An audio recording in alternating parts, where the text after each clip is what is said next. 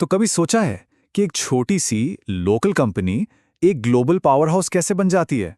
आज हम उन्हीं रणनीतियों की बात करने वाले हैं जो कंपनियों को पूरी दुनिया में कामयाब होने में मदद करती हैं। तो वो बड़ा सवाल, आखिर कोई भी बिजनेस ग्लोबल बनता कैसे है?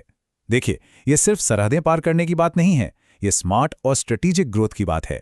चलिए इसे जरा गहराई से समझते हैं। किसी भी ग्लोबल सफर का सबसे पहला कदम क्या होता है? ये तय करना कि जाना कहाँ है। और ये कोई तुक्के वाला काम नहीं है, इसके पीछे एक बहुत सोची समझी प्लानिंग होती है। तो ये किया कैसे जाता है? इसके लिए है ये 3 स्टेप स्क्रीनिंग प्रोसेस। इसे एक तरह का जीपीएस समझ लीजिए, जो सबसे बेहतरीन मौकों की तरफ गाइड करता है। सबसे पहले तो हम कह सकते हैं एक बड़ा जाल बिछाते हैं। उन सभी देशों को देखा जाता है जहां हमारे प्रोडक्ट के लिए डिमांड हो सकती है। मतलब ऐसी जगह है जहां की इकोनॉमी स्टेबल हो और लोगों के पास खरीदने की क्षमता भी हो। अब बारी आती है इस लिस्ट को छोटा करने की। यहां हम प्रैक्टिकल चीजों पर ध्यान देते हैं। कंपटीशन कितना तगड़ा है, वहां सामान इंपोर्ट करने के नियम कानून कैसे हैं, और हाँ, ट्रांसपोर्टेशन का खर्चा कितना आएगा। और फिर आता है फाइनल राउंड। यहां हम बचे हुए कुछ सबसे मजबूत दावेदारों को बहुत गहराई से परखते हैं। प्रॉफिट कितना बन सकता है, रिस्क कितना है, और क्या वहां का कल्चर हमारे प्रोडक्ट के लिए सही है। बस यहीं पर असली विनर चुना जाता है। तो मोटी मोटी बात क्या निकली? बहुत सीधी है। ऐसी जगह ढूंढनी है जहां डिमांड, स्टेबिलिटी और मुनाफे की गुंजाइश का एक परफेक्ट कॉम्बिनेशन मिले। बस यही है गोल्डन टिकट। चलिए, तो डेस्टिनेशन तो चुन ली गई। अब सवाल यह है कि वहां पहुंचा कैसे जाए। मार्केट में एंट्री करने के कई तरीके हैं और हर तरीका एक अलग तरह का सफर है।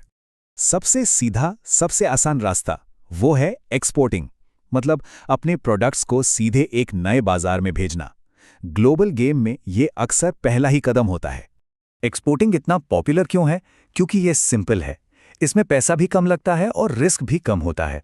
ग्लोबल मार्केट में बस एंट्री करने के लिए ये एक शानदार तरीका है।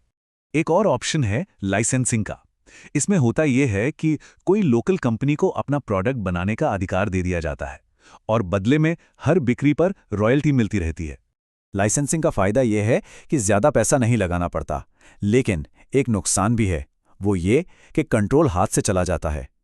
तो ये एक तरह का लेन देन है। अब बात करते हैं फ्रेंचाइजिंग की। इसका सबसे बढ़िया एग्जाम्पल है मैकडॉनल्ड्स या सबवे। इसमें सिर्फ प्रोडक्ट नहीं, बल्कि पूरा का पूरा बिजनेस मॉडल ही शेयर किया जाता है। लाइसेंसिंग के मुकाबले फ्रेंचाइजिंग में ब्रांड पर ज्यादा कंट्रोल रहता है। वो इसलिए क्योंकि यहां सिर्फ प्रोडक्ट ही नहीं, बल्कि काम करने का पूरा तरीका भी बताया जाता है।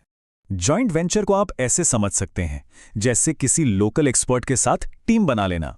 मतलब एक लोकल कंपनी के साथ पार्टनरशिप करना जो मार्केट को अंदर बाहर से जानती हो, जैसा कई बड़ी कार कंपनियां करती हैं। इसका सबसे बड़ा प्लस पॉइंट क्या है? लोकल मार्केट की गहरी समझ मिल जाती है, और क्योंकि इन्वेस्टमेंट और रिस्क दोनों बढ़ जाते हैं, तो ये अकेले जाने से कम डरावना लगता है। और फिर है ऑल इन वाला रास्ता, एक फुल्ली ओन्ड सब्सिडियरी। ये कुछ ऐसा है जैसे एक नए देश में जाकर जीरो से अपना खुद का ऑपरेशन खड़ा करना। यहां पर पूरा कंट्रोल अपना होता है, लेकिन जाहिर है जब कंट्रोल पूरा है तो रिस्क भी पूरा ही उठाना पड़ता है। ये हाई रिस्क हाई रिवॉर्ड वाला खेल है। तो इन सब बातों का निचोड़ क्या है?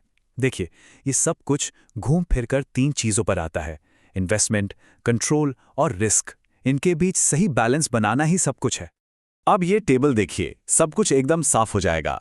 जैसे जैसे हम एक्सपोर्टिंग से नीचे फुल्ली ओन्ड सब्सिडियरी की तरफ जाते हैं, आप देखेंगे कि इन्वेस्टमेंट, कंट्रोल और रिस्क तीनों बढ़ते चले जाते हैं।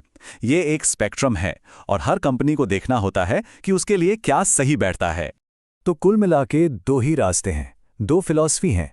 या तो सेफ खेलिए, कम इन्वेस्टमेंट कम कंट्रोल और कम रिस्क के साथ, या फिर बड़ी बाजी लगाइए, ज्यादा इन्वेस्टमेंट पूरा कंट्रोल और जाहिर है ज्यादा रिस्क के साथ। चलिए, अब इन सारी बातों को एक साथ जोड़ते हैं। हमने अपना नक्शा यानी सही मार्केट चुनना सीख लिया है, और अपना वाहन यानी मार्केट में एंट्री का सही तरीका भी चुन लिया है। तो आखिर में लंबे समय की सफलता का फॉर्मूला क्या है? बहुत सिंपल है। सही बाजार को सही एंट्री मेथड के साथ जोड़ दीजिए। बस असली जादू यही होता है। तो अब सवाल ये उठता है कि अगली ग्लोबल चुनौती क्या होगी? दुनिया मौकों से भरी पड़ी है और सही रणनीति के साथ कोई भी कहीं भी पहुंच सकता है।